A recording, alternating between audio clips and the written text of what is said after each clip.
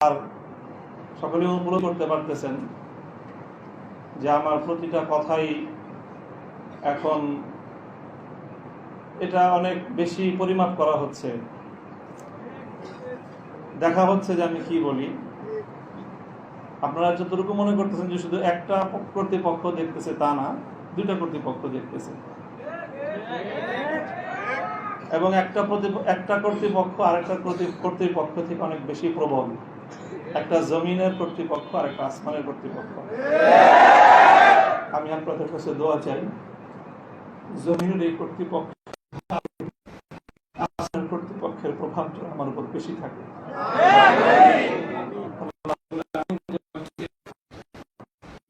গোলাম হিসেবে তার নিকটেই যেন আমার মাথাকে অবনত রাখেন।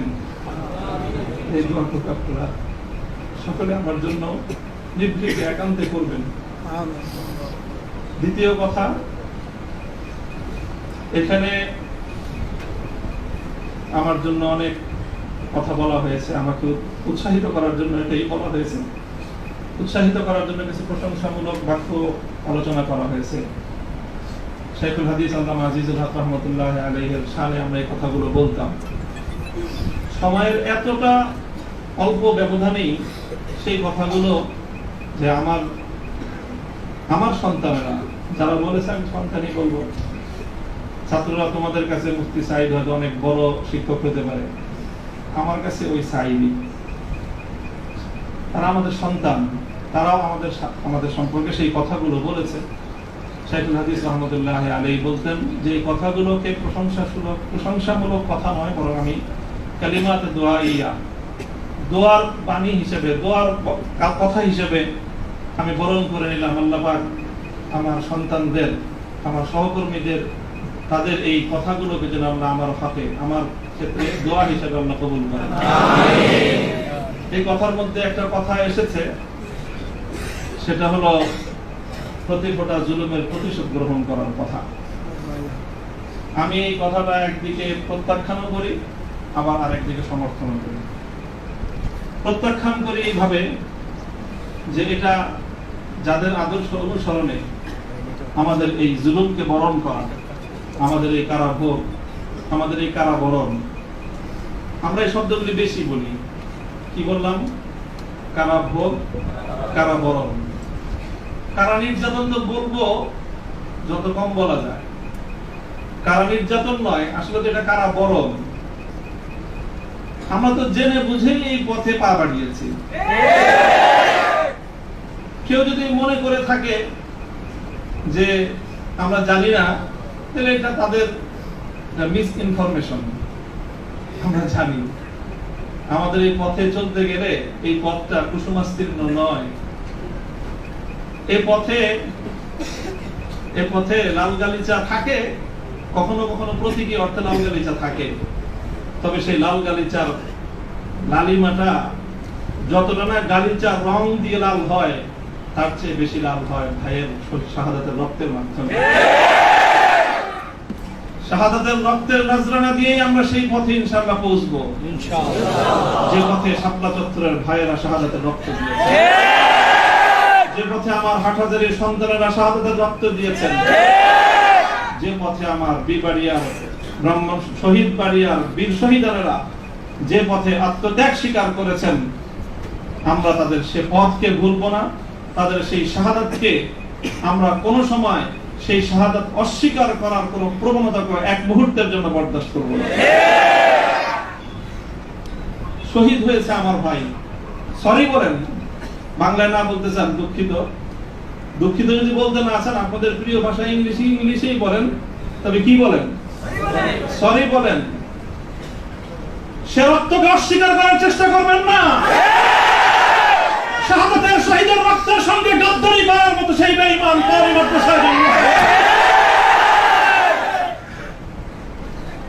কাজেই যে কথা বলতেছিলাম, যেটা কারাবরণ আমাদের, কারণ নির্যাতন তো অনেক পরের কথা। আল্লাহ পাক রব্বুল আলামিন কারা এই কষ্ট থেকে আমাদের সকলকে হেফাজত করেন। প্রতিশোধের যে কথাটা, সেটা আমরা তো পয়গম্বর আলাইহিস সালামের অনুসারী, নবী ইউসুফ আলাইহিস সালামের সেই বাণী লা তাসরিবা আলাইকুমুল ইয়াউম, গতকালকে আমি বলেছি, আজও বলছি, আমরা কোনো প্রতিশোধ গ্রহণ করি নাই, করতে চাই না।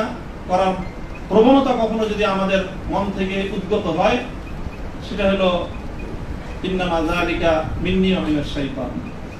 শয়তানের প্ররোচনায় কখনো হয়তো আমরা ব্যক্তিগত আক্রোশে প্রতিশোধের কথা বলে থাকতে পারি, কিন্তু আমরা প্রতিশোধ পরায়ণ নই। এই হিসাবে আমি প্রতিশোধের এই শব্দকে প্রত্যাখ্যান করলাম। তবে অন্য আরেক অর্থে আমি প্রতিশোধের শব্দকে সমর্থন করছি। শুধু সমর্থন নয়, বরং আমি আমার পুনর্ব্যক্ত করছি যে আমরা প্রতিশোধ নিব। আমাদের সেই প্রতিশোধ হবে সেই প্রতিশোধ, যেই প্রতিশোধ হিজরতের আগ পর্যন্ত 12 বছরের জুলুম এবং নির্যাতনের প্রতিশোধ মক্কা বিজয়ের মাধ্যমে আল্লাহ নবী গ্রহণ করেছেন। আল্লাহ নবী মক্কা বিজয়ের পরে সেই সকল অপরাধীদেরকে ক্ষমা করার মধ্য দিয়ে, সেই জমিনে আল্লাহর দ্বীনের ঝান্ডা সমুন্নত করার মধ্য দিয়ে মধুর প্রতিশোধ নিয়েছিলেন। আমি আবার বলছি, এদেশে ভাড়াটিয়া থাকবো না, ভাড়াটিয়া হিসেবে থাকবো না। এই জমিনের মালিকানা সূত্রে এদেশে বসবাস করি। এই জমিনকে আল্লাহর জন্য মুক্ত করেই ছাড়বো ইনশাআল্লাহ। আল্লাহর দ্বীনের বিজয়, সেটাই হবে আমাদের পরম প্রতিশোধ। এবং যারা আমাদেরকে শত্রু ভেবে আমাদেরকে নিঃশেষ করার চেষ্টা করেছে, অপমান করার চেষ্টা করেছে, আমরা তাদেরকে সম্মানিত করে প্রতিশোধ দেব। আমরা তাদেরকে আদর্শের সোনালী পথে বরণ করে নেওয়ার মধ্য দিয়েই আমরা ইনশাআল্লাহ আমাদের আদর্শের বিজয়ের প্রতিশোধ গ্রহণ করব। আল্লাহ রাব্বুল আলামিন আমাদেরকে সে তৌফিক দান করুন। আমিন। আরেকটা কথা বলা হয়েছে, অনেকের কথার মধ্যে আসছে যে একটা ভবনের আলোচনা। এই ভবনটার গুরুত্ব একসময় আমার কাছেও খুব ছিল, 3 বছর আগেও খুব ছিল। যখন শুনলাম যে ভবনটা চলে যাচ্ছে, আমি তখন সর্বপ্রথম 2 রাকাত সালাতুল হাজাত করে দোয়া করেছিলাম যে আল্লাহ যেন খায়রের ফয়সালা করেন। আর এরপরে এখন আমার অনুভূতিটা হলো যে এরকম ভবন না থাকাই ভালো। না থাকা ভালো কেন? দাস্তারে না দারে মা গমে পেয়েছে না দারে মা হেয়েছে না দারে গমে হেয়েছে না দারে। এইরকম ভবন থাকলে এগুলোকে রক্ষা করার জন্য ডানে বামে অনেক কিছু তাকানোর প্রয়োজন হয়। ভবন নাই, রক্ষা করার জন্য কার পায়ের কাছে তেল মারানো দরকার। আজ এখানে মাদ্রাসা, কালকে ইনশাআল্লাহ শাইখুল হাদিসের সন্তান মাহমুদুল হক সাহেব যদি নদীর পারে যে বসেন, ইনশাআল্লাহ এই কেরানীগঞ্জের ওই একেবারে ধুলের চরে বা কোন রুটের চর, কোন চরের মধ্যে এসে বড় মাদ্রাসা হবে। প্রয়োজন নাই ভবনের, প্রয়োজন নাই মাদ্রাসার স্থাপন কোন সম্পত্তি। ওই পুরাতন যুগে ফিরে যেতে হবে আমাদের। স্থায়ীভাবে আমি এই কথা বলতেছি। এই বিশাল বিশাল আলিশান ইমারত সাজায়, আর সেই ইমারতের মধ্যে সুন্দর সুন্দর আরামদায়ক বিলাসী রুম সাজায়, সেখানে বিলাসী এলেম চর্চা। আমি এই কথাটা আমার কাছে খুব মনে পড়ছে, বিলাসী এলেম চর্চা। আজকে আমাদেরকে এই বিলাসী এলেম চর্চায় পেয়ে বসেছে। বিলাসী এলেম চর্চার পথ বাদ দিয়ে আমাদের আকাবের এবং আসলাফদের মতো সেই খেজুর গাছের তলায়, বট গাছের নিচে সালাদ চাটার উপর বসে আমাদেরকে আল্লাহ ও আল্লাহর রাসূলের তালিম দেওয়ার সেই সবক গ্রহণ করতে হবে। তাহলে ইনশাআল্লাহ আমরা বাতিলের তাখতে তাউসকে উল্টে দিয়ে সেখানে আমরা কালেমার ঠান্ডা সমন্বয় করতে পারব। মোল্লা মুহাম্মদ ওমর রাহিমাহুল্লাহু তাআলা, তিনি সারা পৃথিবীর সুপার পাওয়ারের সাথে টক্কর দিয়েছিলেন। আমাদের বাংলাদেশের মধ্যে কোনো গণভবন আর সংসদ ভবন, বঙ্গভবন কিছুই ছিল না। কান্দাহারের ছোট্ট একটা ঘরের মধ্যে ভাঙ্গা খাটের উপরে বসে টক্কর দিয়ে দিলেন তো সুপার পাওয়ারের সাথে। সারা দুনিয়া মনে করলো যে বেকুবের দল। 20 বছর পর আল্লাহ দেখা দিলেন তারাই বিজয়ী দল। তবে একটা দুঃখ আমার, আমি এই গোটা প্রসঙ্গের সঙ্গে যারা যারা সম্পৃক্ত, অধিকাংশই আমার সম্মানিত, অনেকে আমার মুহতারাম উস্তাদ, শুধু উস্তাদ না, অনেকে এমন আছেন যারা উস্তাদে মুতাওয়্যিব, অর্থাৎ আমি আমার মতো করে শাইখুল হাদিস রাহমাতুল্লাহ আলাইহি আমাকে যাদের তত্ত্বাবধানে গড়ে তোলার চেষ্টা করেছেন, শুধু আমাকে না, আমার ভাইদেরকেও, মাহফুজ সাহেব হুজুর এবং আমি, আমরা 2 জন বিশেষ করে, ওনারা অনেকে এখানে আছেন। কাজে তাদের প্রতি কোনো ধরনের অসম্মান হয়, অমর্যাদা হয়, সেই কথা আমি বলবো না। কখনো ভুলে বলে থাকলে সেটার জন্য আমি নিঃস্বার্থ ক্ষমা প্রার্থনা এখনো করছি, যে কোনো সময় করব, যে কোনো ভাবে করতে হয় করব। তবে একটা কথা, তবে একটা কথা, দুঃখের কথা, হৃদয়ে রক্তক্ষরণের একটা কথা, সেটা যদি আমার বাবার দ্বারা সেই ভুলটা হতো আমি বলতাম, সেই ভুলটা যদি এখন আমার অভিভাবক মাহফুজ সাহেব যদি সেই ভুল করেন সেটাও আমি বলবো, সেই ভুল যদি আমিও করি আমাকেও যেন আল্লাহ পাক সেই ভুলটা অনুভূতি দান করেন। সেটা হলো যখন এদেশে মূর্তির বিষয় নিয়ে বিতর্ক তৈরি হলো, ভাস্কর্য নামে জাতীয় পর্যায়ে মূর্তি তৈরি হবে কি হবে না এই বিষয়ে যখন বিতর্ক, তখন আপনারা সেই বিতর্কের মঞ্চে ডিজিটাল ছবি তোলাটা কতটা বড় অপরাধ, কতটা বড় অন্যায়, কত বড় গুনাহ সেই মাসলা নিয়ে আসলেন। দুঃখটা এই জায়গায় আপনারা সেই মাসলা উত্থাপন করে তখন এই মূর্তি এবং ভাস্কর্যকে প্রকারান্তরে বৈধতা দেওয়ার চেষ্টা করেছেন। আপনারা বোঝানোর চেষ্টা করেছেন যে আজকের একটা ছাত্র ফেসবুকে তার ছবি আপলোড করা যতটুকু বড় অপরাধ, বাংলাদেশের স্বাধীনতার স্থপতি মরহুম বঙ্গবন্ধু শেখ মুজিবুর রহমান সাহেবের ৬০ ফুট লম্বা ভাস্কর্য নামক মূর্তি স্থাপন করা সমান অপরাধ। এটা বোঝানোর চেষ্টা করেছেন আপনারা। ব্যাপারটা কি এক? এটাই হলো দুঃখ যে এই কাজটা সামনে করেন না আপনারা। আপনারা যদি ভাস্কর্যের বিরোধিতা করতে ভয় পান তাহলে আমি আপনাকে দোষারোপ করব না, তবে ভাস্কর্য নামক এই সকল শিরকি সংস্কৃতির বিরুদ্ধে যারা কথা বলবে তাদের প্রতিপক্ষ হয়ে মাঠে গিয়ে এই ধরনের বিতর্কিত মাসলা উত্থাপন করে জালিমের এবং যারা মূর্তি পূজারীদের দোষর তাদের অবস্থানকে সংহত করবেন। আমি জানি না যদি বুঝে করে থাকেন গফরাল্লাহু লাকুম, আল্লাহ আপনাদেরকে মাফ করুন। আপনারা যদি বুঝে শুনে করে থাকেন আখাফু আলাইকুমুশ শিরক, আখাফু আলাইকুমুশ শিরক, না বুঝে করে থাকেন সেটাই আমার ধারণা যে আপনারা অনেক বড় বড় আলেম, রাজনৈতিক প্রজ্ঞা আপনাদের কিছুটা ঘাটতি থেকে থাকতে পারে এই ক্ষেত্রে অন্তত। কাজেই এই জায়গাটায় বিলম্ব হলে আপনারা কথা বলেন, বিলম্ব হলেও কথা বলেন, ইতিহাস আপনাদেরকে ক্ষমা করবে না। মনে রাখেন না যে আমরা হেফাজতে ইসলামের কিছু নওজওয়ান আলেম এবার যেটা করছে সরকার একটা ভালো বুদ্ধির কাজ করছে, আগের বার থেকে আগের অতীত থেকে তারা শিক্ষা দিয়েছে। শাইখুল হাদিসের মতো, মুফতি আমিনী সাহেবদের মতো বৃদ্ধ মানুষদেরকে মানে তারা আটকায় জাতির কাছে তারা একটা বিশেষ মানে বড় ধরনের একটা মানে আসামির কাঠ গড়ায় দাঁড়ায় গেছিল। এবার তারা আমাদের মুরব্বীদেরকে কারো গায়ে স্পর্শ করে নাই, শুরুই করছে নামুল হক থেকে যে এদের হাত পা গুলি সব ভাঙিয়ে দাও, তাইলে এই বুড়া মাথা যেগুলো আছে সেগুলো আর কি করবে, এই পলিসি নিছেন। কাজেই যেটা করেছেন সেটা হলো, আবারও বলছি যে এই ধরনের যখন তাওহীদ এবং শিরকের লড়াই হয়ে দাঁড়াবে, আল্লাহ ভাস্কর্য বিরোধী আন্দোলন এটা তাওহীদ এবং শিরকের আন্দোলন, সব শিরকের সংঘাত ছিল। ভাস্কর্যের পক্ষে যারা ছিলেন তারা শিরকের পক্ষে ছিলেন, ভাস্কর্যের বিপক্ষে যারা ছিলেন তারা তাওহীদের সংঘাত ছিলেন।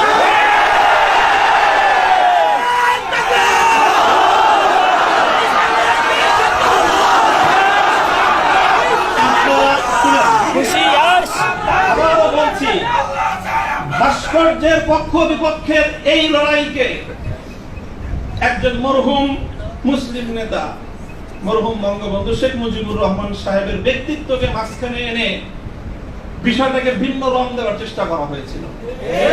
আমরা তখনও বলেছি, আজও বলি, ভবিষ্যতেও বলবো, ভাস্কর্য এটা বঙ্গবন্ধু শেখ মুজিবুর রহমান সাহেবের, শহীদ প্রেসিডেন্ট জিয়াউর রহমান সাহেবের, সেটার আমরা কোনো পার্থক্য করি নাই। আমি এই কথাও বলেছি, ভাস্কর্য যদি স্বয়ং আমাদের মুসলিম জাতির পিতা খলিল ইব্রাহিম আলাইহিস সালামের হয় তাহলে সেই ভাস্কর্যের সাথে কি আচরণ করতে হয় মুহাম্মদুর রাসূলুল্লাহ শিখিয়ে দিয়ে গেছেন। আল্লাহ রাসূল সাল্লাল্লাহু আলাইহি ওয়াসাল্লাম মক্কা বিজয়ের দিন বাইতুল্লাহ থেকে যে মূর্তিগুলো বের করেছিলেন, যে ভাস্কর্যগুলো বের করেছিলেন, তার মধ্যে তো একটা ছিল ইব্রাহিম আলাইহিস সালামের মূর্তি। কি বলেছিলেন? কাতালাহুমুল্লাহ, আল্লাহ পাক এই মক্কাবাসীদেরকে ধ্বংস করুক, তারা খলিল ইব্রাহিম আলাইহিস সালাতু ওয়াস সালামের মূর্তি তৈরি করেছে। আমাদের কথা আপনাদের পছন্দ হলো না, আমি বললাম যে ভাস্কর্য বানায়েন না, এটা বানালে বঙ্গবন্ধু যদি মুসলিম হয়ে মারা গিয়ে থাকেন কবরে তার শাস্তি হবে। তো আপনারা মনে করলেন আমরা বঙ্গবন্ধুর বিরুদ্ধে বললাম, আসলে বলি নাই বিরুদ্ধে। তিনি যদি, আবারও বলছি, যদি আল্লাহ তাকে ঈমানের সাথে খাতেমা দিয়ে থাকেন, আমি জানি না তার কি অবস্থায় মৃত্যু হয়েছে সেটা কেউ বলতে পারবে না, তাহলে তার ভাস্কর্য, তার মূর্তি তৈরি করাটা এটা তার সঙ্গে চরম বিশ্বাসঘাতকতা। সর্বশেষ কথা হলো এই, খলিল ইব্রাহিম আলাইহিস সালাতু ওয়াস সালামকে যখন এই মূর্তি বিরোধী আন্দোলনের, মূর্তি বিরোধী কার্যক্রমের পরিণামে নমরুদ কি করেছিল? অগ্নিকুণ্ডে নিক্ষেপ করেছিল। এটা সবাই জানি আমরা। কিন্তু অগ্নিকুণ্ডে নিক্ষেপ করাটা এটা নমরুদের প্রধান শাস্তি ছিল না। নমরুদ ইব্রাহিম আলাইহিস সালাম যে প্রতিশোধটা গ্রহণ করেছিল সেটা কিন্তু প্রধান এটা ছিল না যে নাকি কি করেছে, আগুনে নিক্ষেপ করেছে। আরে খলিল ইব্রাহিমকে আগুনে নিক্ষেপ করে আর কি প্রতিশোধ দিবে? যে বেটা তার প্রাণাধিক প্রিয় সুপুত্রকে আল্লাহর জন্য হাসি মুখে কোরবানি করতে চায়, তার নিজের জীবনের দাম তার কাছে আর কতটুকু, তার কি মারবে আর কি জ্বালাবে? সবচেয়ে বড় যে জঘন্য কাজটা নমরুদ করেছিল সেটা হলো ইব্রাহিম আলাইহিস সালাতু ওয়াস সালামকে অগ্নিকুণ্ডে নিক্ষেপ করার আগে ওনাকে বিবস্ত্র করে ফেলেছিল। ওনার সারা শরীর থেকে কাপড় খুলে ফেলেছিল, বাংলায় বুঝেন নাই, উলঙ্গ করেছিল। আল্লাহ পাক রব্বুল আলামিন ইব্রাহিম আলাইহিস সালামকে একজন একটা পুরস্কার দিলেন। সেই পুরস্কারটা আল্লাহর নবী বলেছেন, আউয়ালু মান ইউসা ইয়াউমাল কিয়ামাতি ইব্রাহিম খলিলুল্লাহ। ও ইব্রাহিম, মূর্তির বিরুদ্ধাচরণ করার কারণে মূর্তি পূজারীরা তোমার শরীর থেকে সম্মানের আবরুর কাপড় খুলে নিয়েছে। কিয়ামতের দিন যখন সমস্ত মানুষ বিবস্ত্র থাকবে, সর্বপ্রথম আমি তুমি ইব্রাহিম খলিলকে কাপড় পরায়ে সমস্ত মানুষের সামনে সম্মানিত করব।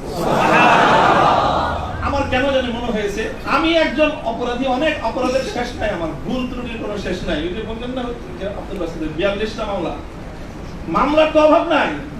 এই যে কোনো মামলায় ফাঁসি দিতে পারেন, ফাঁসি দিতে তারা অন্য কিছু লাগে না। আদালতে তারা এক মহিলা আইনজীবী বলে, আরে বিচার করার জন্য এত কিছু লাগেনি, আমাদের এর চেয়ে কত হালকা সাক্ষ্যতে আমরা মানুষের বিচার করে ফেললাম। ওপেন আদালতে বলতেছে এই কথা, বিচার করার জন্য খুব কিছু লাগে না। হত্যা মামলা কতগুলো আছে আমার না, ছিনতাই মামলা আছে, পকেট চুরির মামলা আছে, চুরির মামলা আছে, সব মামলাই তো আছে। যে কোনো মামলা দিয়ে ফাঁসি দিয়ে দিতে পারেন। আপনারা চেষ্টা করেছেন বিবস্ত্র করতে চেষ্টা করেছেন, তবে একটা জিনিস ভালো করেছেন, আপনারা যেই কেসটাকে বিবস্ত্র করার জন্য বেছে নিয়েছেন সেই কেসটা ছিল খুব দুর্বল। আগামী 50 বছরের জন্য ওলামায়ে কেরামের বিরুদ্ধে এই ষড়যন্ত্রের দুয়ার রুদ্ধ হয়ে গেছে। আপনারা যদি এই ধরনের ষড়যন্ত্র করতে থাকেন, জাতি আবার নতুন করে বলবে। এতদিন বলতো ইউসুফ আলাইহিস সালামের বিরুদ্ধে যে ষড়যন্ত্র করছে, মামুনুল হকের বিরুদ্ধে সেই ষড়যন্ত্র, সামনে বলবে মামুনুল হকের বিরুদ্ধে যে ষড়যন্ত্র হয়েছিল, আব্দুল্লাহর বিরুদ্ধে সেই ষড়যন্ত্র। আমি আপনাদের কাছে দোয়া চাই, আল্লাহ রাব্বুল আলামিন যেন আমাকে এটার বিনিময়ে ইব্রাহিম আলাইহিস সালাতু ওয়াস সালামের সঙ্গী করে কিয়ামতের দিনে আমিন। আল্লাহ পাক রব্বুল আলামিন আপনাদের সকলকে জাযায়ে খায়র দান করুন। আর অনেক বড় কথা আছে যে আমার এই সম্পূর্ণ এই যে আমার বিরুদ্ধে এত কিছু, এত বড় অভিযোগ বা এতটা মানে নিষ্পেষণের শিকার আমি কেন হলাম, এই কারণটা এখন আমি বলবো না, তবে আপনাদের সকলকে বলবো বাবরি মসজিদের জন্য আপনারা দোয়া করবেন ইনশাআল্লাহ। ওয়া আখিরু দাওয়ানা আলহামদুলিল্লাহি রাব্বিল আলামিন।